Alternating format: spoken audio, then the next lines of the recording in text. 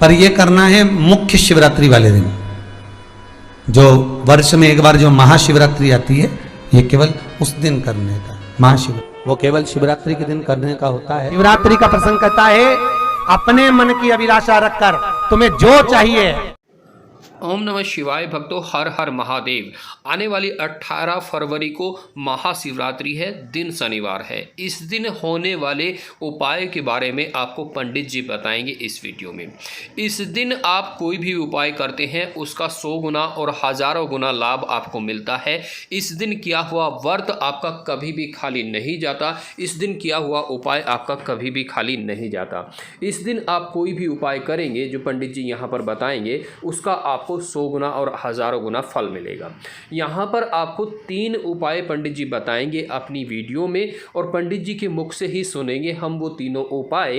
ये तीनों उपाय में से अगर आप एक भी कर लेते हैं तो भी आपका यहाँ पे काम बन जाएगा। आपके जीवन में कोई भी दुख दुविधा या समस्या है, आपको धन की कमी है या आपको कोई और मनोकामना है जिसे आपको पूरा करना बहुत ज़रूरी है, तो इस दिन आप ये काम कर सकते हैं। हम आपको पहले ही बता दे रहे हैं ताकि आप जरूरी सामग्री तैयार कर सकें और अपने उपाय को महादेव का नाम लेकर हर हर महादेव श्री शिवाय नमस्तुभ्यम बोलकर अपने उपाय कर सकें और अपने जीवन की दुख दुविधाएं और मनोकामना सभी पूरी कर सके, दुख दुविधा दूर कर सके, धन धान्य से भर सके। साथ ही साथ वीडियो के अंत में आपको लक्ष्मी कैसे आपके घर में रुकेगी और कैसे आपके घर में धन धान्य भरेगा वो भी बताएंगे। तो पंडित प्रदीप जी मिश्रा द्वारा बताए गए आइए ये उपाय सुन लेते हैं। प्रकार आप लोगों ने भी पढ़ाई करी होगी, हमने भी करी। ऐसा रहता, उसमें नोक रहती है या पेंसिल उसमें भर देते हैं और उससे ऐसा पेज घुमा घुमा के उसको कस देते हैं। वो ऐसा रखते हैं, कॉपी पर ऐसा रखा जाता, फिर उसको ऐसा घुमाते घुमाते कि नहीं घुमाते? अरे बोलो तो, सबने करा है ना ऐसा घुमाए, वो घुमाते एक जैसा गोला बन जाता बिंदु। वो जो नोक होती है ना वहाँ चुभी रहती है और वो एक ही जगह पे रहती है और घूमती जाती है।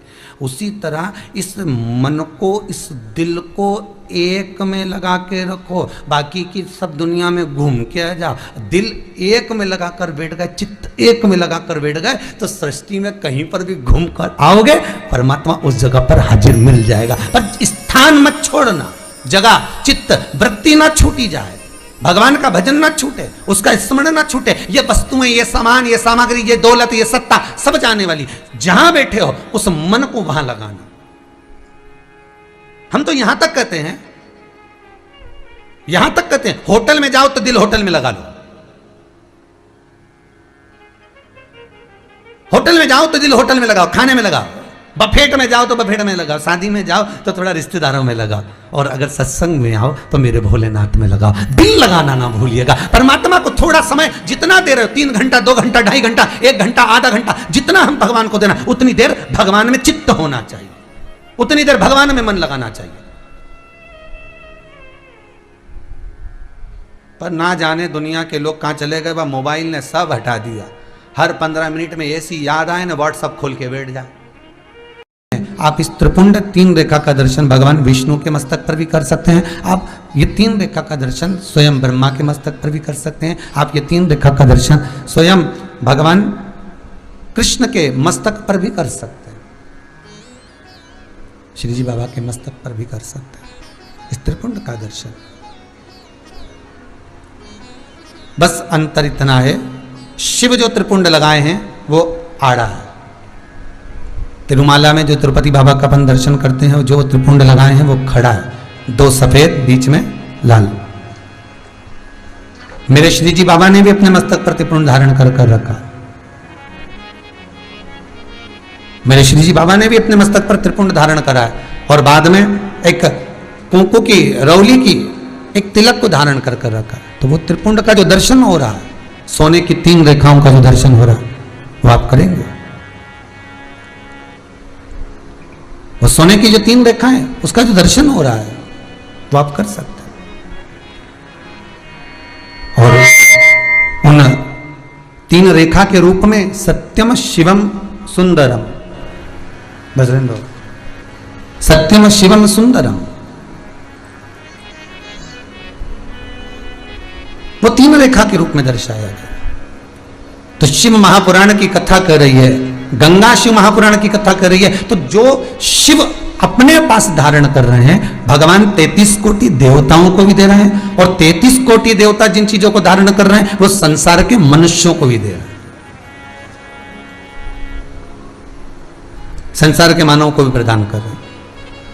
बहुत ध्यान दीजिएगा महाराज, एक कथा बड़ी सुंदर है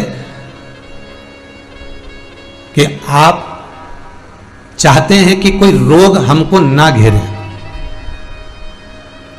आप चाहते हैं कि कोई रोग हमको ना घेरे, और आपको लग रहा है कि कोई रोग ऐसा है जो घेर रहा है, या कोई शरीर में ऐसा रोग उत्पन्न होने वाला है, या कोई बीमारी ऐसी उत्पन्न होने वाली है। तो उसके लिए सबसे सुंदर तरीका कि शंकर जी पर अलोनी जो गोबरी होती है, गोबरी जानते हो, कंडा, अलोना कंडा, अलोनी गोबरी, मतलब गाय ने गोबर करा और वो सूख गया, उसको थापा नहीं गया, हाथ से कंडा नहीं बनाया गया, गोबरी नहीं बनाई गई, केवल गाय ने गोबर करा, वो सूख गया, और वो सूखा हुआ जो गोबर है उसको जलाकर जो भस्म तैयार करी है, उसको जलाकर जो हमने राख तैयार करी है, भस्म बनाई है, उस भस्म को जो तैयार करा गया है वो भस्म शिव को जो हमने समर्पित करा।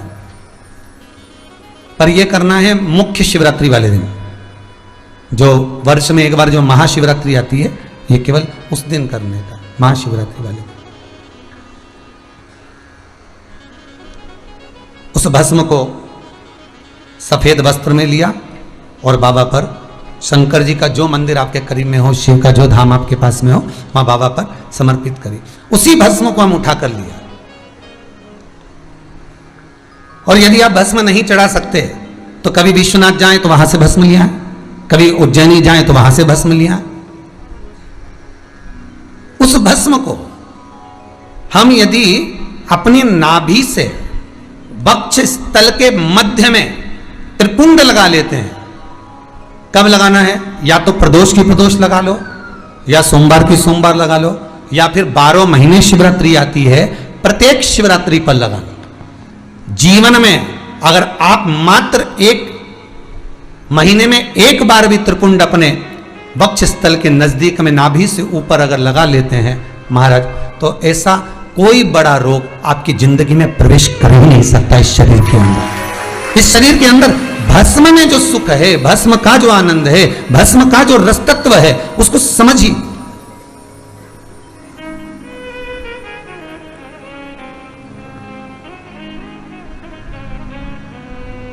वो सहज और सरल नहीं है महाराज, वो भस्म का सुख।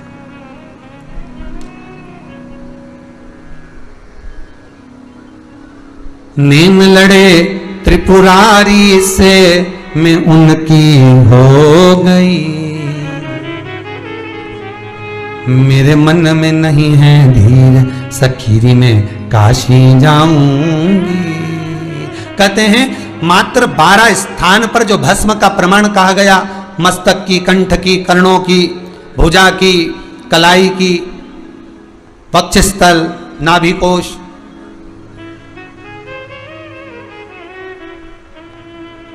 द्वादश तिलक का जो भाव व्यक्त किया गया वो साधारण नहीं है। कहते हैं कि 12 जो तिलक है, ये क्यों कहा गया हिंदू धर्म में कि द्वादश तिलक लगाना चाहिए, 12 तिलक लगाना चाहिए, द्वादश तिलक धारण करना चाहिए। ये 12 केवल तिलक नहीं है, ये 12 शिवलिंग, 12 ज्योतिर्लिंग हमारे इस शरीर पर धारण हो जाते हैं। हमारे 12 ज्योतिर्लिंग,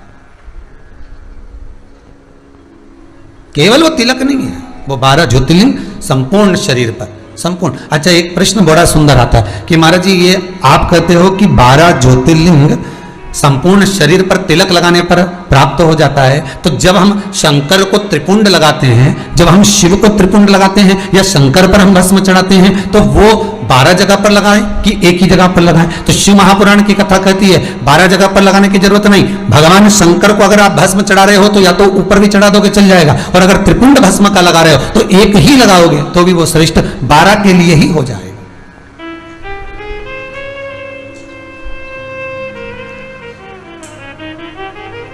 शिव को जो समर्पित किया गया वो बस एक ही कार्य, बहुत। यहां तक शिव पुराण कहती है अगर केवल शंकर को रिझा लिया तो राम भी मिल गए, कृष्ण भी मिल गए, विष्णु भी मिल गए, ब्रह्मा भी मिल गए, देवी भी मिल गई, देवता भी मिल गए। केवल एक शिव को रिझाने पर, एक लोटा पानी, एक कलश जल शंकर को जब हम समर्पित करते हैं तो केवल एक शिव को समर्पित नहीं करते, 33 कोटि देवता भी उसका भाग ग्रहण करते हैं महाराज। केवल एक शिव नहीं, 33 कोटि देव भी उसको ग्रहण करते।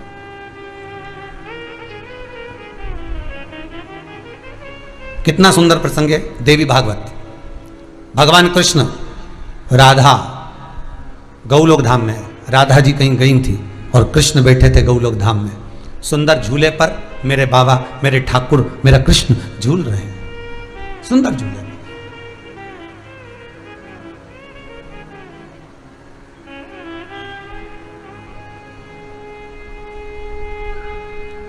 अभी तो सावन का महीना चल रहा है, कई मंदिरों में तो झूले भी डले होंगे, हिंडोले डले होंगे। बिहारी जी के वृंदावन में तो खूब हिंडोले डलते हैं, खूब झूले डलते हैं। पर हिंडोला भी हमको कोई ना कोई ज्ञान प्रदान करता है, झूला भी हमको ज्ञान प्रदान करता है कि झूला आगे गया पीछे गया, फिर आगे गया फिर पीछे गया, तो झूला भी कहता है बस जिंदगी ऐसी है, कभी सुख कभी दुख, फिर सुख फिर दुख, जीवन ऐसा ही चलना है, हिंडोले की तरह, झूले की तरह।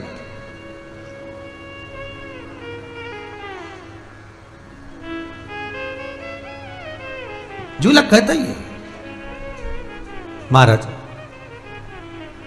भगवान कृष्ण झूले पर विराजमान थे महाराज, और झूले पर भगवान कृष्ण बैठे थे। उसी समय पर गंगा मैया एक स्त्री का रूप धरकर, बड़ा सुंदर माता ने रूप धारण करा, और गंगा मैया भगवान कृष्ण को एक टक लगाकर देख रही हैं। भगवान कृष्ण को देख रही हैं। राधा जी का आगमन हुआ। राधा जी जब आई तो उन्होंने ठाकुर जी को देखा, ठाकुर जी गंगा जी को देख रहे थे, गंगा ठाकुर जी को देख रही थी। अब इतने में तो राधा जी का हृदय जल गया। राधा जी को लगा, होता है भाई, जब आप पति के साथ कहीं जाएं, एक सहज भाषा में समझे, और कोई आपके पति को देख रहा हो, पति किसी को देख रहा हो, तो हृदय तो आपका भी जलेगा ना कि भाई ये क्या हो रहा है। गंगा को देखा तो गंगा भगवान कृष्ण को देख रही थी, कृष्ण गंगा जी को निहार रहे थे, पर दोनों के देखने में अंतर है। गंगा जब भगवान को निहार रही है तो इस भाव से निहार रही है कि ठाकुर मैं आपके चरणारविंद में रहने वाली, आपने गजब कर दिया, मुझे शंकर की जटा में ले जाकर छोड़ दिया, बड़ी कृपा करी। तो गंगा भगवान कृष्ण का साधुवाद कर रही है।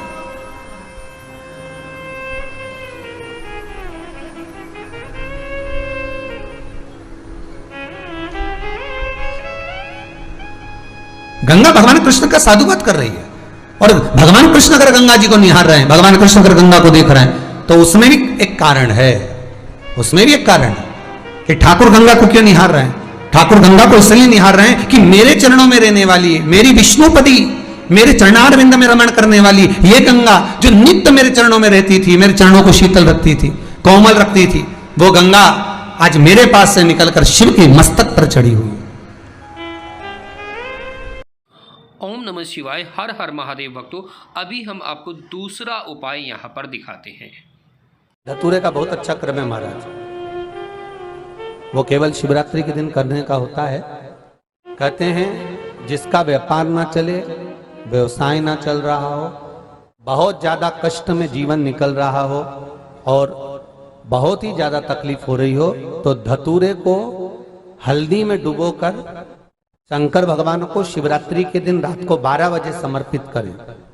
उस धतूरे को वापस उठा लाएं 5-10 मिनट के बाद, श्री शिवाय नमस्तुभ्यम बोलकर लाल कपड़े में उसको बांधकर व्यापार वाली जगह में कहीं पर भी उसको बांध दिया जाए। व्यापार पीछे नहीं हटता, व्यापार अग्रण्य भाव में बढ़ता चले जाता है। महाराज उस धतूरे को केवल परंतु शिवरात्रि के दिन रात को 12 बजे ही किया जाए,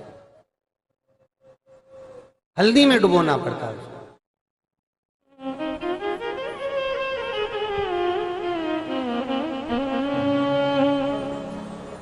यही प्रमाण एक क्रम में और है महाराज जी। लिंग पुराण कहती है, मान लो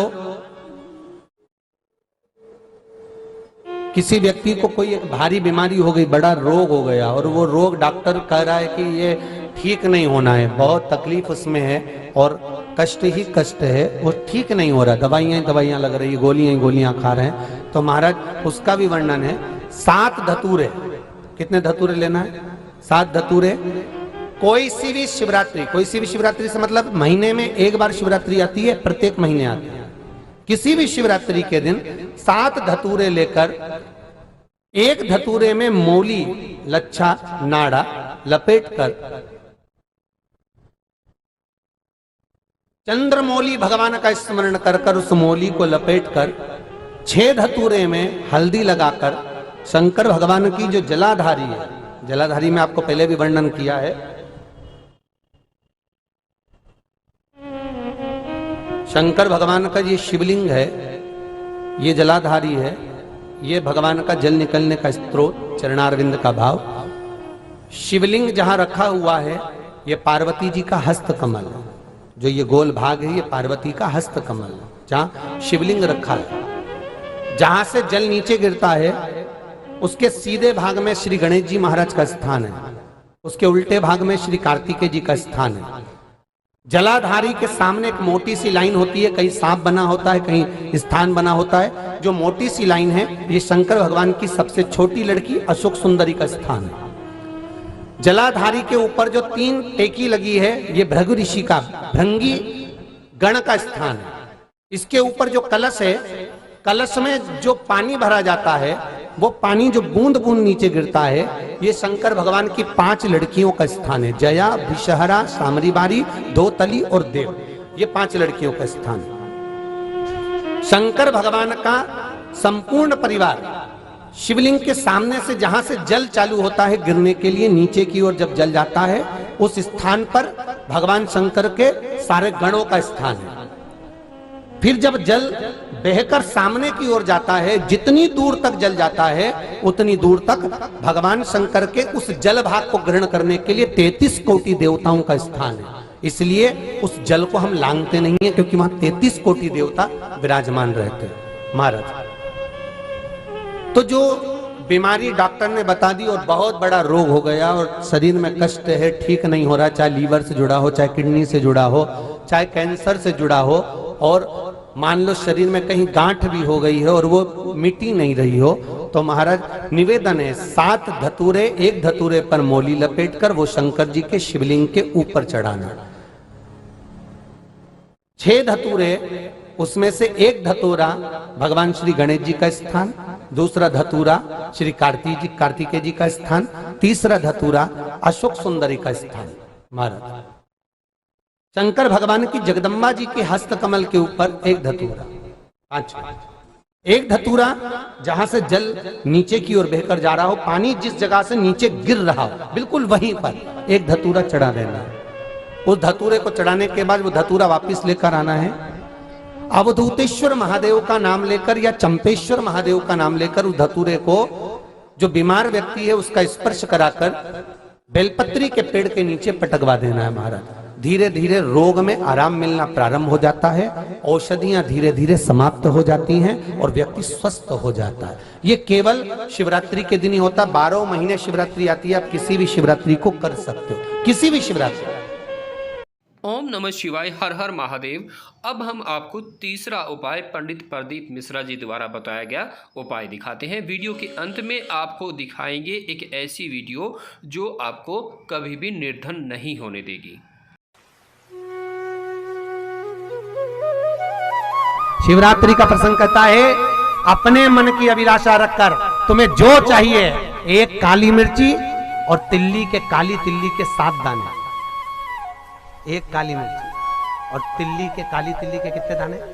7 दाने हथेली में रखकर अपनी कामना कर कर मन से अपने मन के बात को कहकर शंकर भगवान के शिवलिंग पर चढ़ा दीजिए। आपकी मनोकामना, कहते हैं हर महीने शिवरात्रि आती है, इस शिवरात्रि पर, मुख्य शिवरात्रि पर चढ़ाओगे, अगले महीने की जब शिवरात्रि आएगी तो आपकी मनोकामना पूरी हो जाएगी। एक काली मिर्ची और 7 काली तिल्ली के दाने, मात्र 7।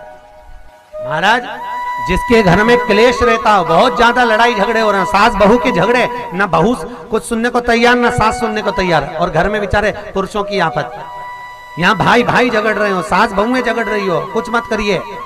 गेहूं की बाली को तोड़ो, गेहूं की बाली जानते हो ना, जिसमें आप लोग तो गेहूं की बाली को तोड़ना है, और बाली 7 बाली तोड़कर अपने घर में घुमाकर अपने घर का नाम और गोत्र बोलकर उसको शंकर को समर्पित कर दीजिए। जिंदगी में कभी सास बहू का झगड़ा नहीं होगा महाराज। शिवरात्रि के दिन उसको समर्पित करिए। आपके घर में कभी क्लेश नहीं मच सकता। 12 महीने शिवरात्रि आती है और शिवरात्रि के दिन रात्रि को 12 बजे शंकर भगवान पर एक धतूरा चढ़ा दो। क्या चढ़ाना है? जम के बोलिए जरा, धतूरा। ये शंकर भगवान को धतूरा चढ़ा दो। 12 बजे रात्रि को शिव जी पे धतूरा चढ़ाओ, आधे घंटे तक धतूरा चढ़े रहने दो और आप श्री शिवाय नमस्तुभ्यम का जाप करो। जिस शंकर जी पे धतूरा चढ़ाए उस मंदिर के बाहर बैठकर कौन सा मंत्र जपना है? श्री शिवाय नमस्तुभ्यम। फिर से बोलो, श्री शिवाय नमस्तुभ्यम। धतूरा चढ़ाकर श्री शिवाय नमस्तुभ्यम का स्मरण करिए। और जो दुकान नहीं चलती हो, घर में लक्ष्मी नहीं टिकती हो, खेत में फसल अच्छी नहीं आती हो, संपदा नहीं आ रही हो, बस उस धतूरे को लाल वस्त्र में बांधकर अपनी दुकान में, अपने व्यापार में, अपने घर में रात को 12:30 बजे उठाकर लाओ और 4 बजे के पहले उसको अपनी दुकान, व्यापार, व्यवसाय में उसको बांध दीजिए। और अगर जो जमीन फसल सही नहीं दे रही हो उस जमीन में ले जाकर गाड़ दीजिए।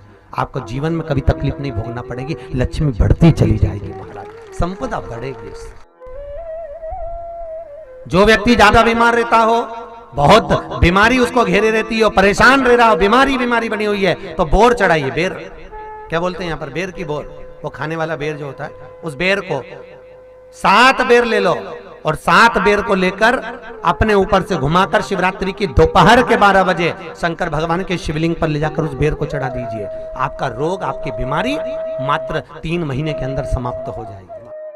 भक्तों, ये वो वीडियो है जो आपको बताएगी कि आपको घर में क्या करना चाहिए, क्या नहीं करना चाहिए, और इसी का लिंक आपको ऊपर भी दिखाई दे रहा होगा। आप इस वीडियो को देख सकते हैं और लाभ उठा सकते हैं ताकि आपको कभी भी लक्ष्मी की कमी न रहे, दिक्कत ना रहे। और आप अगर अपने घर में कुछ भी इन चारों में से गलती कर रहे हैं तो वो गलती ना करें और आपके घर में लक्ष्मी बनी रहे।